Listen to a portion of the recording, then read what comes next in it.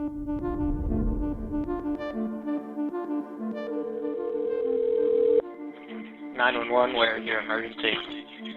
I have a almost a 2-year-old daughter. She's not breathing. In this episode of Scripps News Investigates, And then the plastic thing he was chewing on was fentanyl. Yeah. We explore how the fentanyl crisis is taking aim at this nation's most vulnerable. He needs Narcan. It's fentanyl. Our children. There's not a day goes by that I don't still see her dead in my arms. If you think that child labor in America is a thing of the past, you'll want to see this report. How old are your kids that work on the farm? Mi niño tiene 8 años, el más grande, y mi chiquitita tiene 6. It's very young. Sí. Our months-long investigation reveals an underage labor crisis on the rise. Hidden from public view on these streets is a secret that captured the attention of the U.S. government. Can I come in? Come inside, come inside. We see for ourselves what China has been accused of doing in the heart of a major American city.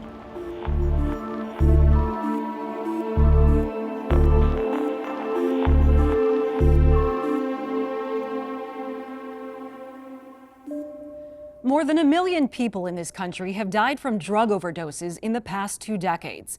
Fueling this epidemic in recent years is an opioid called fentanyl. It's a highly addictive drug that's 100 times stronger than morphine.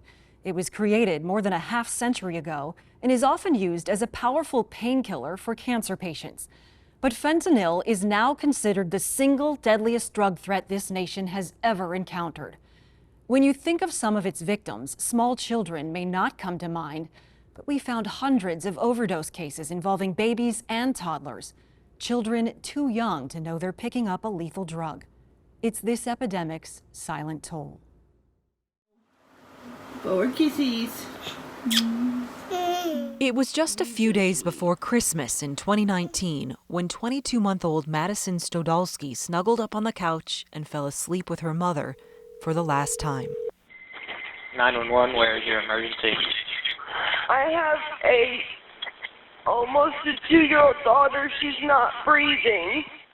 The little girl's mother, Sassy Stodolsky, was doing CPR as she called 911. Come on, baby. Madison, come on. But it wasn't enough to bring her child back to life. Sassy was a heroin user married to a drug dealer, but when police tried to piece together what happened just hours later, she says it never crossed her mind that the fentanyl she used could be her daughter's killer.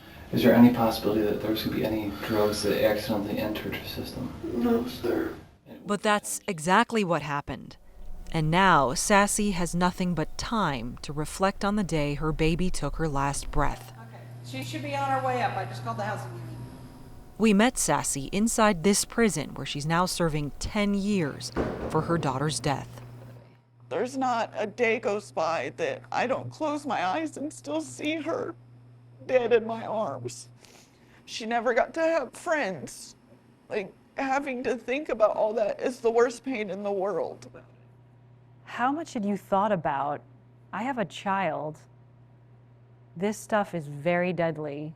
When you're in addiction, you think you're being careful and it doesn't cross your mind. I thought that she was going to be fine because we always kept it away from her. I always washed my hands. I just hope that if people are using and have children that they do get help and do not lie when someone tries to help you. Our investigation found the story of Madison's overdose is similar to hundreds of others around the country, many involving children who were in their own homes, nestled right next to their mom or dad when they came in contact with fentanyl. Scripps News individually examined more than 260 recent reports of child fentanyl poisonings involving near deaths and fatalities, and found about half involved families like Madison's who had previous contact with Child Protective Services or police. I know this is traumatic for you. To try to better understand how warning signs were missed and how to prevent more of these tragedies, we dug through interrogation videos, body camera footage, If I keep gasping for air. and listened to 911 calls from around the country. Hey, can you breathe for me? Hey, drop it. He needs Narcan. It's fentanyl. Our investigation tracked how critical the opioid antidote Narcan can be in saving a child's life.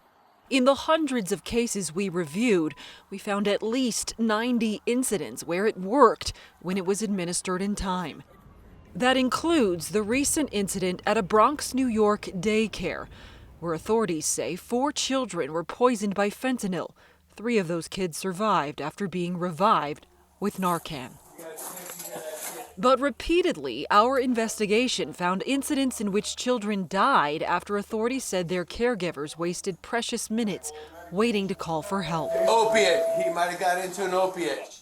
In Scottsdale, Arizona, this mother pleaded not guilty to first-degree murder charges after authorities accused her of waiting more than an hour before calling 911.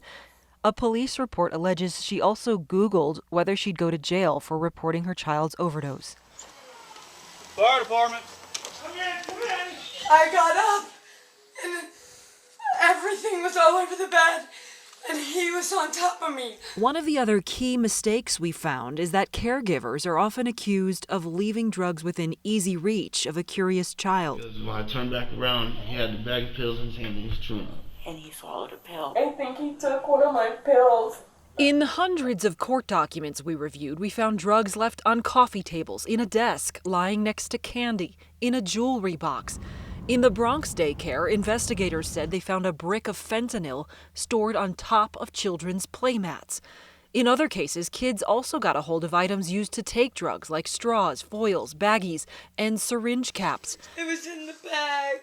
This Kentucky mom said she left drugs in her purse before she fell asleep with her child. Yeah, that was in the bag. And the plastic thing he was chewing on was fentanyl. Yeah. Her son, 2-year-old Jackson, did not survive. Like anything that can harm a child, you have to keep it away from the kid somehow. Julie Gaither is an assistant professor of pediatrics at Yale School of Medicine. She spent months researching how the fentanyl epidemic is impacting children. Her work found a nearly 6-fold surge in deaths between 2018 and 2021 involving children who were 4 and younger. Wouldn't leave a knife out on the counter. Don't leave opioids out on the counter. The other thing is to have Narcan. You just have very limited time to get in there and to make a difference. Pennsylvania Congresswoman Madeleine Dean carries Narcan in her purse. The Democrat is a mother whose son struggled with opioid addiction for several years, but has since turned his life around. Why shouldn't every family be that lucky? Why shouldn't every family be that blessed? Treating fentanyl. The Congresswoman is a chairperson on the Bipartisan Fentanyl Prevention Caucus, established this past spring to address the nationwide spike in overdoses. She told us she would share what our investigation found with the caucus. As you continue your reporting and discovery, if we can see patterns, see where communities are more successful in protecting babies, please share that with us. And I've spoken directly to the president about the issue of addiction and overdose. I will be determined to share what you're finding around this set of tragedies. The motivation to help others is also something Sassy Studalski is now dedicated to doing, even from prison. She's now part of a program that teaches other young women about Madison's tragedy. She wants substance users to know not to be afraid of the pain that may come with getting help. I just want them to know that the withdrawals that you think you're going to go through, that pain, is nothing compared to having everything ripped away from you. Mammy.